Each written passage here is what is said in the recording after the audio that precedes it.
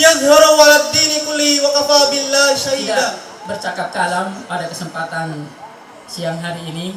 Sekali lagi kami mewakili wali santri Tahfizul Alma mengucapkan banyak-banyak terima kasih. Dan yang kedua tentu saja selama 3 tahun anak-anak kami sering melakukan kesalahan, kehilapan, pelanggaran yang tentu saja itu menyita tenaga pikiran para asatid dan pengurus pesantren. Pada kesempatan yang baik ini saya mengucapkan mohon maaf sebesar-besarnya atas segala perilaku anak-anak kami selama 3 tahun ini. Anzalal Qur'an hudan wa rahmatan lil mu'minin. Asyhadu an la ilaha illallah wa asyhadu anna Muhammadan abduhu wa rasuluh. Amma ba'd. Ayyuhal hadirun rahimakumullah. Qabla kulli syai' wajibun alaina an nahmadallahi alladhi qad a'tana ni'aman katsiratan hatta nastati'a an najtami'a fi hadzal makanil mubarak insyaallah. Bilmunasabati tadribil khitabati min bariyah salatan wassalaman daimaini mutalazibaini ila habibina wa syafi'ina wa maulana Muhammadin sallallahu alaihi wasallam. Pertama, tentu izin Allah tabaraka wa taala, ini anugerah dari Allah tabaraka wa taala ketika santri bisa menyelesaikan 30 juz. Ketika ditanya bagaimana metode, maka tentu setiap orang punya metodenya masing-masing. Begitu juga dengan Zainab. Zainab punya metodenya sendiri dalam menghafal Quran. Nah, kita hanya bisa mengarahkan, kita membimbing sesuai dengan metode yang disukai atau yang cocok dengan Zainab. Nah, itu saja yang kita lakukan. Kalau jenuh pasti ada, bahasanya kalau di sini futur gitu ya, futur. Nah, bagaimana kita menyikapi kalau santri ada yang futur? Pertama kita kasih targib dulu. Targib. Kita jelaskan pertama tentang dosa dulu. Ya, karena biasanya salah satu yang membuat futur adalah dosa. Iman bertambah karena taat dan dia akan turun atau berkurang karena maksiat. Maka kita jelaskan karena dosa dulu. Setelah dia mengakui dosa, kita suruh bertobat kepada Allah, beristighfar kepada Allah. Itu secara ruhiyahnya. Nah, ketika cara jasmaninya, ya mungkin kita ajak mereka kegiatan yang seling, yang berbeda dengan biasanya.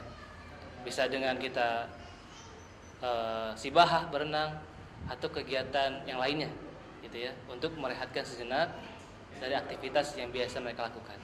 Tujuan atau visi dari pondok ini itu menjadi lembaga pendidikan pendidikan Islami yang berkualitas, yang memiliki ciri khas tahfidzul Quran dan bahasa Arab melalui pendidikan formal dan non formal, sehingga menghasilkan peserta didik yang baik akhlaknya, baik akidahnya, dan baik juga ibadahnya. Nah, dari visi inilah kita buat program agar tercapai visi ini. Ya, ketika santri masuk sini tadi seperti Zainab contohnya, atau yang lainnya, ketika masuk sini banyak juga yang belum bisa baca Quran. Nah, sehingga kita di 6 bulan pertama itu program tahsin dulu, atau program memperbaiki bacaan. Ada juga dari Iqra.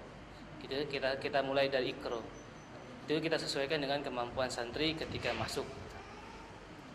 Nah, kemudian setelah mereka sudah 6 bulan masa tahsin, di kelas 1 semester 2 sampai kelas 3 itu mereka mulai menghafal Al-Quran. Tadi metodenya kita ajarkan berbagai macam metode. Ada yang mulai dibaca satu ayatnya 10 kali, ya, kemudian ayat kedua 10 kali, ada yang seperti itu. Ada juga yang dibaca satu kacanya 10 kali, ya, ada juga yang dibaca kemudian dibaca dulu ayatnya, kemudian dibaca terjemahnya dulu. Ya, itu banyak metodenya kita berikan kepada santrinya. Nanti mereka pilih yang mana yang mereka sukai, yang mana mereka pilih. Nah, itu akan memudahkan mereka. Ini biasanya atau metodenya yang kita gunakan di Pondok Alma. Nah, di 6 bulan pertama ketika menghafal Quran kelas 1 semester 2, mereka tidak kita tuntut untuk hafalan. Karena biasanya masa beradaptasi. 6 bulan pertama biasanya mereka nangis, hafalnya susah masuk hafalannya, tidak bisa menghafal dan segala macam. Mungkin itu juga dialami oleh Zainab untuk waktu awal-awal menghafal.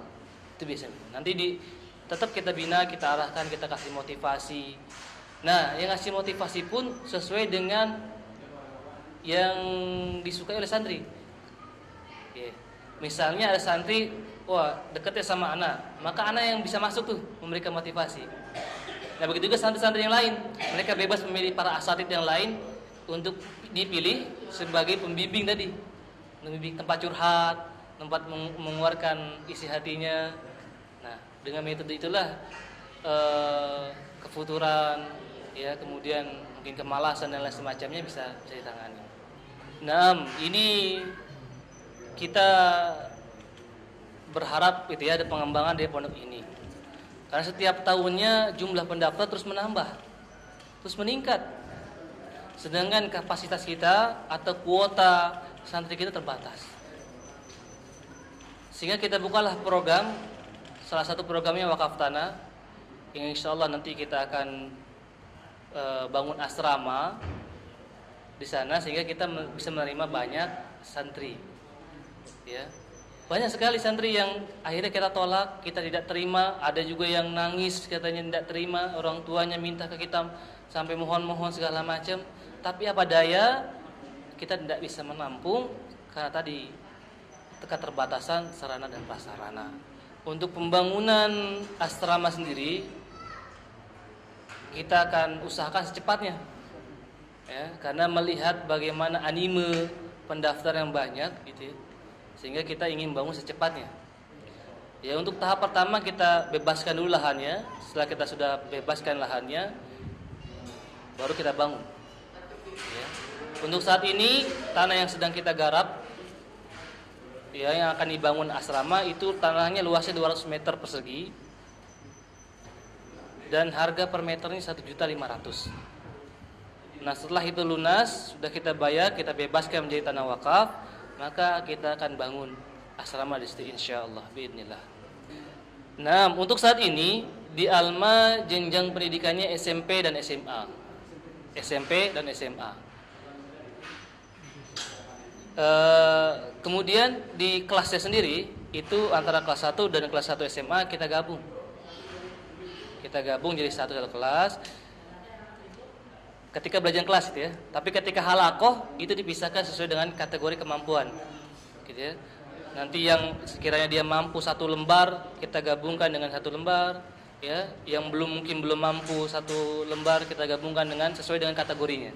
Gitu ya.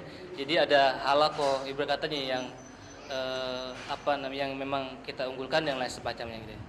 Ini wisuda yang pertama kali kita adakan di angkatan yang ketiga. Nah, sebelumnya belum karena ya banyak kendala lah tentunya, sehingga belum bisa kita adakan wisuda.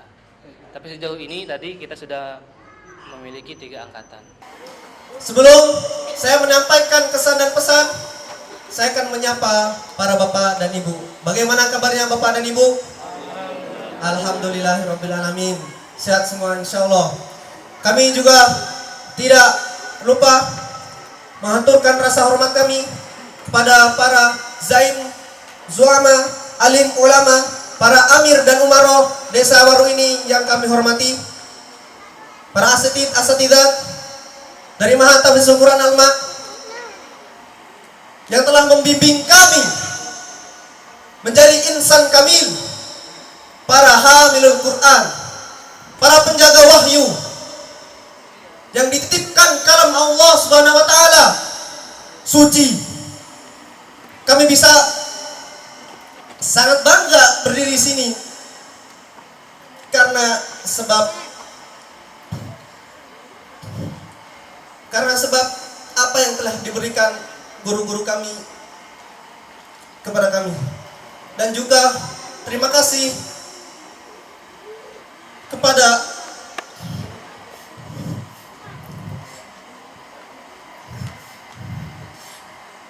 jajaran staf Yayasan Alma Parung Bogor, terutama Bapak Adai Kodarudin.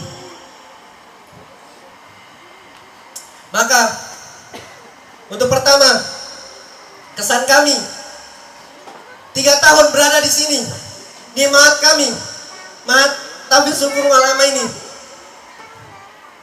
air mata kami adalah bukti kebahagiaan kami bisa menjadi salah satu bagian dari keluarga ini,